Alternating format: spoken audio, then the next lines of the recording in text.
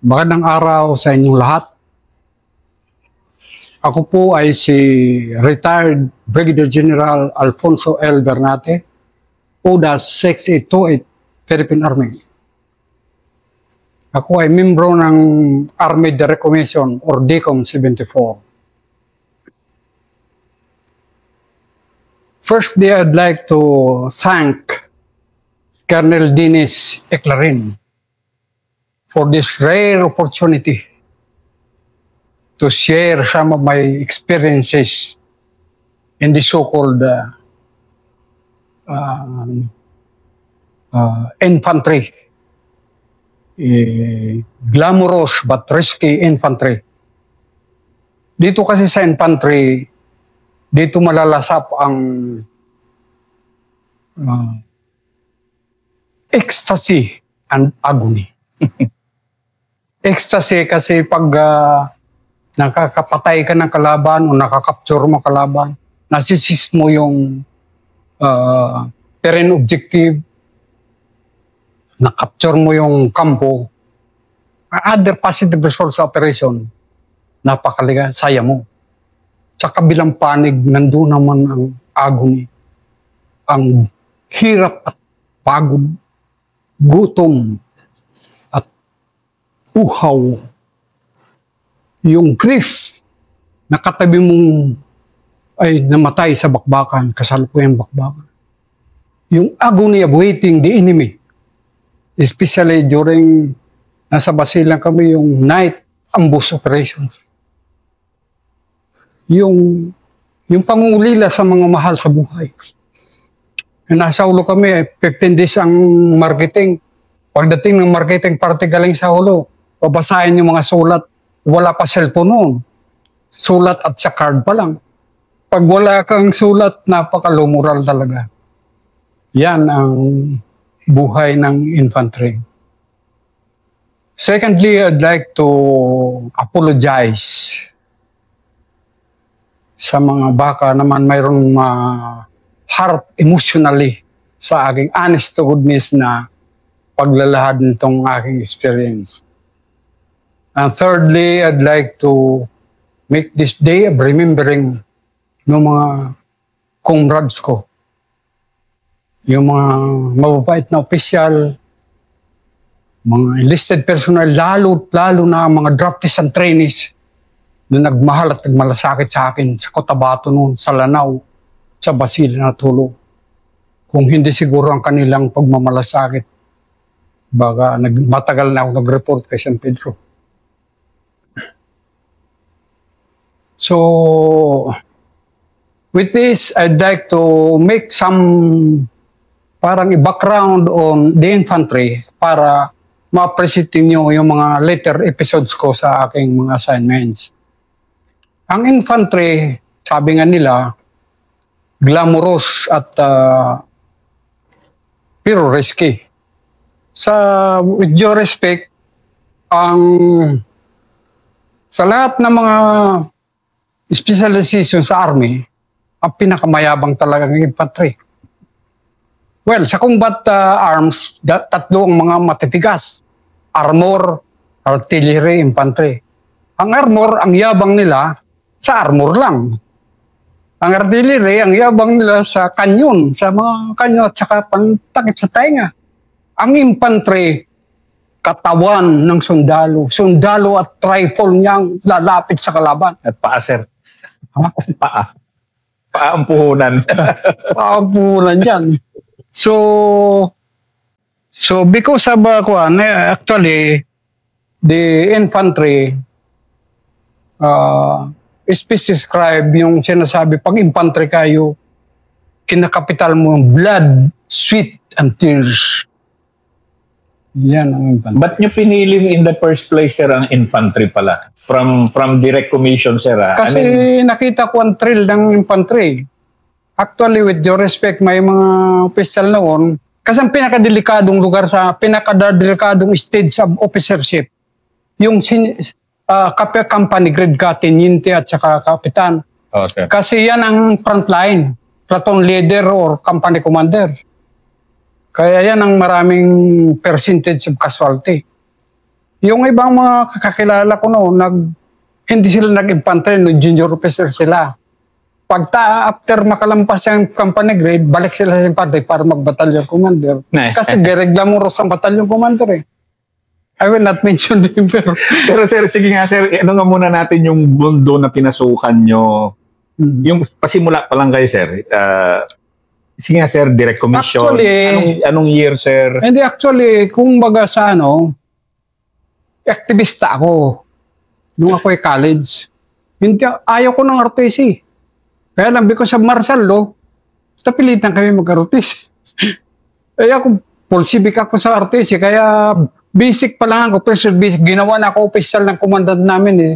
Medyo resulta nung sa Samar. Para hindi ko, para na ako. Kasi masyadong tiwala sa akin. Then, in 1973 August, nagpadala kami ng sa Samar ng delegation sa Divine Word University.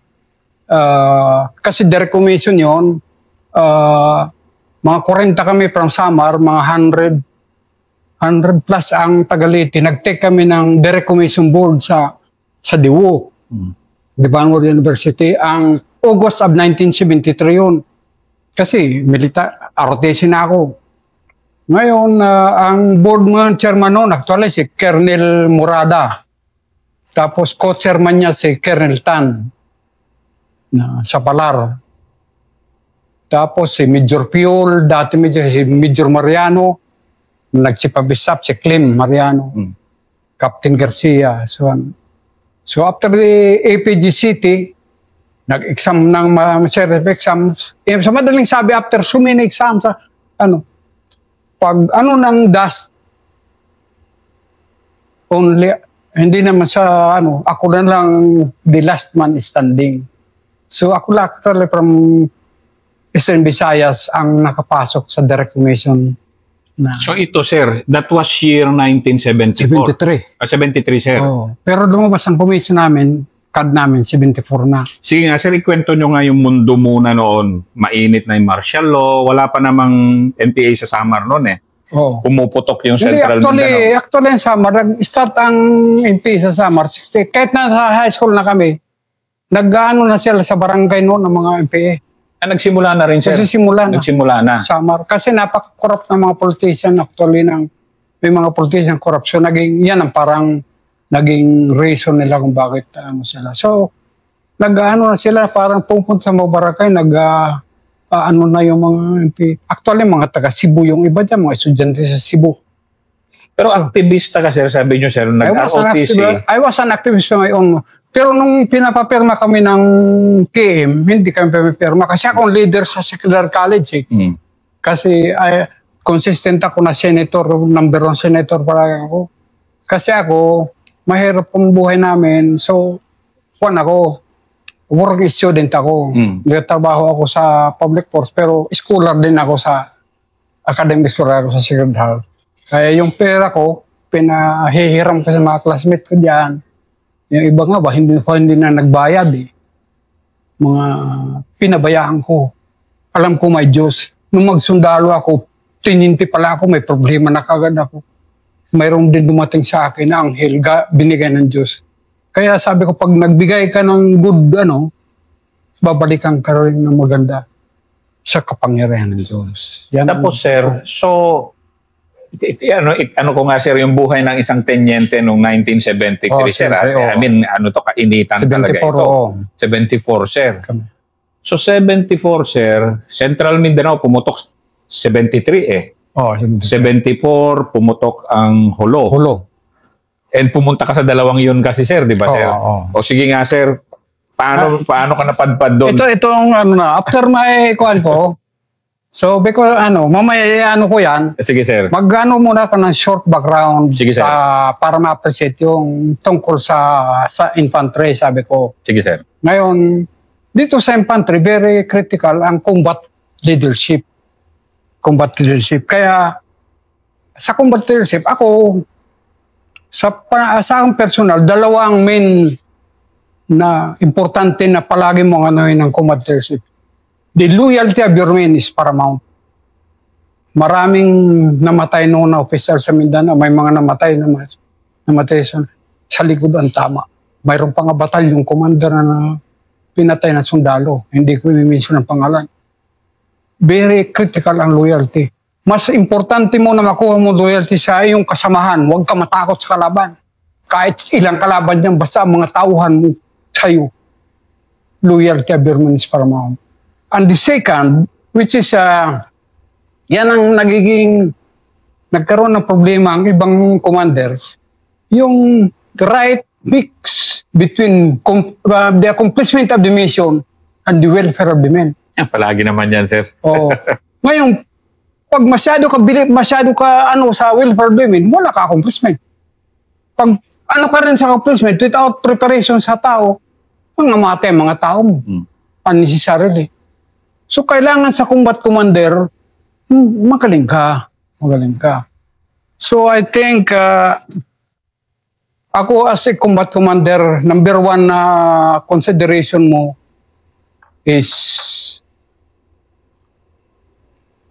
you should at your fingertips yung PWET. Acronym PWET. P, people. Sa area of operation mo, dapat alam mo people. Yung mga tao ba dyan, makagobyerno ba o makarebuild? May mga baril ba dyan? Ilan na may baril? Weather, well given. Enemy, there are 11 OB factors ng enemy. For example, ang commander ba dyan, agresibo or ang commander ay tika-tika.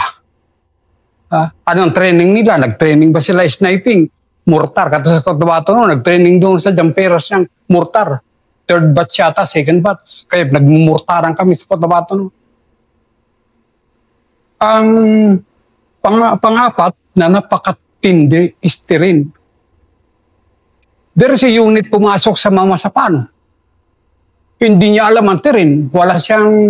Hindi siya nag-konsulta. Pasok sila. Hindi niya alam, pinasukan niya ay sa gitna ng Ligwasan Mars. Mamasapano at saka barangay Sapakan ay mga barangay nung araw yan under Maganoy, which is now Sheriff Agwak. Matinding operation dyan sa Sapakan, Mamasapano nung araw. Matagal na sa brigade ni Oropesa noon. Maya isustorya ko rin ang kuwan dyan. Pasok lang kayo ng pasok. Katapos number 2, presence of the combat commanders, kumbate. Ang combat commander should be doon sa gitna ng trupa niya, sa bakbakan, hindi na doon sa remote control na ka-aircon. With due respect, even sa hulo, mayroong mga commander yan na nag-paradyo-radyo, katatapang sa radyo. Mukha nang ina, banatan mo na yan, puro sa radyo lang. Nangamatay ng mga tao niya, 82 taon.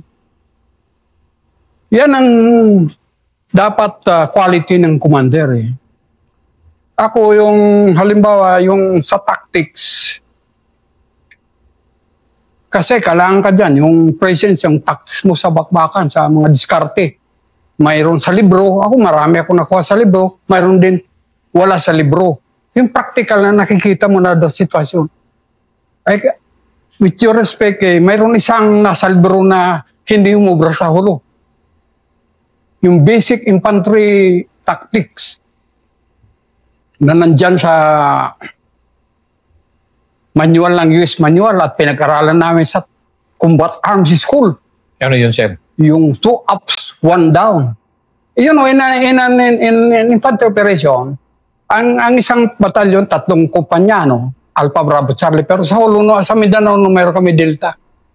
And then sa 1 company, mayroon 3 platons.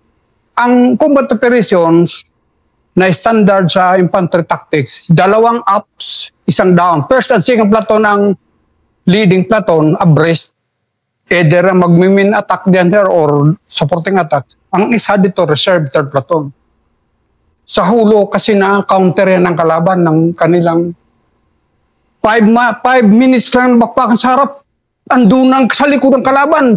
8 ang 3rd platoon. Pag magwalo ang 3rd platoon, disorganisado ng buong kumpanya. Kaya marami namatay na sundalo. Mayroon pa dyan company commander, kaibigan ko, napugutan pa ng ulo. Kaya hindi lahat ng nasa libro susundin mo sa situation. So, in every situation, itimbang mo sitwasyon. Yun ang example ko dyan. So, ang commander's quality, yung quality of combat commander, kanya-kanyang style. Kanya-kanyang style. Pero, ako, with all modesty, hindi ko sinasabi na pero sa 34 years ko service, sa 12 combat assignments ko from Hulo to Kalinga, Payao, thanks to the Lord, never kami na-ambush. Wala, kahit sa Hulo na yan, sa Samar na yan. Alam ko ang sitwasyon Sa Hulo, pag may high ground, hinto, first platoon, second platoon, maneuver. Kasi kahit tribindador ka lang, kung dadaan ka, matataranta ka, di ba? Oo, sir. So, never kami na-ambush. At never kami nagrabyado sa bakbakan. At ang isa pa, never kami napugutan ng ulo sa casualty. Alam mo kung bakit napapugutan ng ulo sa casualty? Dahil ang withdrawal ng mga sundalo, pag-rattle na siya, kanya-kanya ng withdrawal. Run for their life. Especially ang commander nila, kaya yan na-recover ng Tausog, hindi natin masisisi mga Tausog kasi yan ang kanila way of combat Pupugutan ng ulo yung mga nakuha na, matindi pa yung mga sugatan. So therefore, ang importante dyan, organized withdrawal. Nandun ka talaga opisyal. Kaya sa ulo, parang ayaw ko nga mag-arinar kasi iniisip ko yung mga bata, kasi ako ang pagtingin ko sa aking mga unit, kahit saan ako punta, isang pamilya kami, malasakit. Nakikita ng mga bata yan. Kaya sabi nga nila, if you love begets love, pagkukunwari begets pagkukunwari. Nafe-feel ng mga tao yan kung kunwari ka lang. Pero kung totoo ang pagmamahal mo, malasakit sila. Kaya napasalamat ko sa mga, lalo mga drafted training. Kung hindi sa kanila, baka nag-report na tayo ka San Pedro. Yun. Kaya na importante dyan, yung commander's quality. Kaya magkakaswerte, makikita mo din kung i-analyzing ko, marami ang kaswalte noon, siguro may kaunti pa kamali sa combat leadership. 70s to, sir, 70s. 70s. Pero actually, hanggang ngayon naman yan, sir. Oo. So yan. Ang infantry, sinabi ko mayabang ang infantry, dahil ito, nakalimutan ako, may kamandag ang infantry. Alam mo, ang kamandag ng infantry ay fire and maneuver. Fire and maneuver is executed by a 9-man squad. Hindi 7, Ranger ang 7, hindi 14. SF ang 14. Ang infantry squad is 9, isang squad leader at saka 2 fire team. Na magpapabi sa fire ang isang fire team, then magmamaneuver ang para maka-close in sa kalaban. No. But sad to say, pag nag-iinkwento, nakadapa na lang sila. Chopper! Reinforcement! Tangina. At chopper ka, hindi ka pa nag-fire maneuver. Bakit hindi sila naka-fire maneuver? Dahil ang kanilang team hindi kumpleto 9. Pangalawa, ang team nila, ang squad nila ay clipboard organization or chapsuy. For example, yung magmamarketing, nakaparada yung 6x weapons carrier. Naka-clipboard yung first sergeant o first sergeant. Sergeant so-and-so, sakay, corporal so-and-so. Wala. Pag inambos yan, katabi niya, hindi siya na magkakasinabot. Hindi siya magkakaintindihan. Dahil hindi siya ka-squad Run for their life na lang sila. Ako mula tiniente hanggang general ako, I emphasize that integrity of the squad. Kasi yan ang pamatay ng infantry. The 9-man squad. Kaya ako saludo ako sa mga taga 32nd, 45. Nakita kung paano sila mag-maneuver, fire, maneuver, under fire. Kitang-kita ko kaya mahal na mahal ko yung mga sundalo ko talaga. Tapos sasabi, sir, kuha na namin high ground. Yun. Kasi pag hindi ka nag-fire maneuver, sige putok ang kalaban, makita mo kung ikaw pumuputok, walang pumuputok sa'yo, sige lang putok mo. Pero kung may nagsumasagot na putok, makukuwer-cover ka rin. So yan ang pamatay ng infantry. Kaya na ako, na-trail ako sa infantry talaga. Trail ako, parang kasarap at kayaba, iba-yabang ng infantry talaga. Sa akong batalyong commander ka, matikas sila. Lalo na sir, nagtenyente, nagkapitan kayo sa mga pinakamabibigat na area. Oo. So yan ang ano ko dyan, sa parang introduction ko para ma-appreciate nila kung anong infantry. Now, next episode. Sir.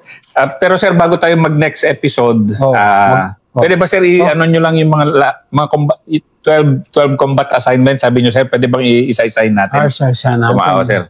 So yung episode na ipipresent natin is after Cotabato, Maguindanao area. Ngayon, wala na Cotabato, matagal na nawala ng Cotabato. Matagal na yon kasi ang Cotabato province kasi ang pinakamalaki noon, hinati in toto, North Cotabato, South Cotabato. And itong North Cotabato, hinati din sa tatlo. Yung North Cotabato, Maguindanao, Sultan Kudarat. Years later, nakita nila to give the owner of the original Cotabato. Ginawa nila, Cotabato na lang. Kaya there's no such thing as Cotabato ngayon. And then ngayon, later on 2022, hinati naman ang Maguindanao into Maguindanao Norte, Maguindanao del Sur. So ang assignment ko noon is from Cotabato, Maguindanao, katapos Lanao, and then shortly, nag-establish kami ng taksipi sa Busbos, ng advance CP ng 1st Division, December 1976. At bumalik ako sa Magsaysay, nag-join ako sa 3rd Second, nag-terror training. Nag-move kami noon from Magsaysay, sa Basilan naman kami dumating via LST. Ang tagal na pala talaga ni 32nd sir sa Basilan, sir, ano? Galing lang ako doon ngayon, sir. 76 yun. Katapos hanggang 77, nag-massacre ng October 10, 1977. Kinukuha na kami ng division. Apat kami na batalyon sa Basilan. Yung 32nd, Daredevil, 14 Avenger ni Pajernos, 34th, dati Holy Line. Pero ang sa Basilan kasi yung sayaw na Holy Line, yung may social box, so ginawa na nila ngayon, iba na ang kanilang pangalan yan, 34. And then 43rd, bagong batalyon yan, research. Ang unang batalyon ko muna ng 43rd, patay ka agad sa Magsaysay. Yun, 4 kami noon. So, ang ginawa ni Mason, para ma-appease yung leadership, renisyapo lang kami, pero wala talaga. Nung last quarter of 78, talagang pinilit na kami bumalik kami sa Hulo. So nagkasama-sama na kami doon ng mga batalyon sa 1st Division, the 4th Scorpion Battalion, the 5th Swift Justice Battalion, the 10th Steady On Battalion, the 14th Avenger Battalion, 18th DU8 Patria Battalion, 24th Wildcat Battalion, 31st General Palparan, sir, yung 24th. The 31st, 32nd Daredevil, 33rd Makabayan, original si Adalium, 34th si 34th Battalion, and then 43rd. Yan. Isang marami batalyon sa buong Hulo noon. 78, sir. Dati 78. Right after Bautista. Hindi, 77. Sir, right after, sir, no? Nandun na kayo. Doon na kami. Maraming actually, ang daming apektado na sibilyan talaga nitong kaguluhan kasi mamatay nga si Bautista. No, sir. Marami kami mga special operations. Mahirap na lang sabihin natin. Because mga pagkamali. So, after Basilan, after Hulo, nag-onset ang opensiba ng EP sa Samar, 1981. Yan. Napunta naman ako sa Samar. Pero una muna ako sa Leyte, sa PC. Eviscom, Eastern Visayas Command under the Unified Command under the PC. Ang mga kasama ko doon, mga PC Battalion, nagbibigay ng grade coordinate na nandoon sa dagat. And then sa 19, nag-19 ka pala, sir? Masalimuot ang nangyari sa 19. 19 ID. Mahirap po istoryahin dito. Kamuntik masira ang aking karir sa aking malasakit. Dahil sa duga at sa firearm smuggling sa Samar. Lumaban ako mag-isa. Kaya sabi nyo, mag-schooling ka na lang sa SITS. Kasi magulo na, may mga napatay ako mga kamag-anak. Pero hindi nila ako nakaya. Kasi ako, harapin niyo ako. So, kaya nag-SITS. After SITS, nag-MIG ako sa base Sambales, Bataan, Kamuntik. Masupot kami dyan sa bayan ng Samar, sa birthplace of the NPA, sa Bataan. After that, nag-J3 ako. After J3, nung nag-division commander si General Regino Lacson, ipinilit niya ako mag-stay doon kay Mayo sa toppers. Masama din ang loob ni Mayo kasi biro mo, brigade commander, dinidiktahan ng superior mo mag-stay. Kasi medyo kasi may ambisyon man noon si Regino Lacson. So sabi niya daw, kaya si Class 85, si Rinaldo Lanoso, ikaw pala silang sinasabi ni General Lacson na bibigyan ko kayo ng extreme matindi. Sabi niya kasi gusto mag-score ng second division ni General. So ako naabutan ko si General Mayo at si Alba. Yan, kuha namin ng taong bakan panahon ni Alba. After that, nagkaroon ng problema ng 42nd, nagtrubulusot ako sa 42nd.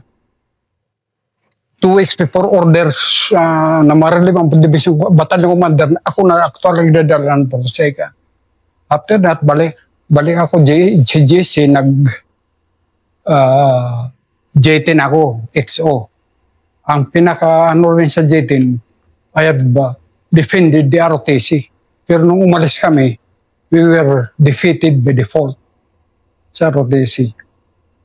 Mahabang istorya yan. So after that, Deputy Brigade ako sa 5 Oper sa Kalinga. Pero nag-brigade kayo, sir? Tapos, after that, nag-brigade ako sa Quezon Bicol area. Sa Quezon, sa Bundok Peninsula. Yun yung isang major nyo rin na accomplishment, sir? Oo. Yung mga batalyon commander ko, mga 83, si Anyo. 76 IB, dating 3rd Scout Ranger Battalion nyo. Oo, sir. And then si Kidilya.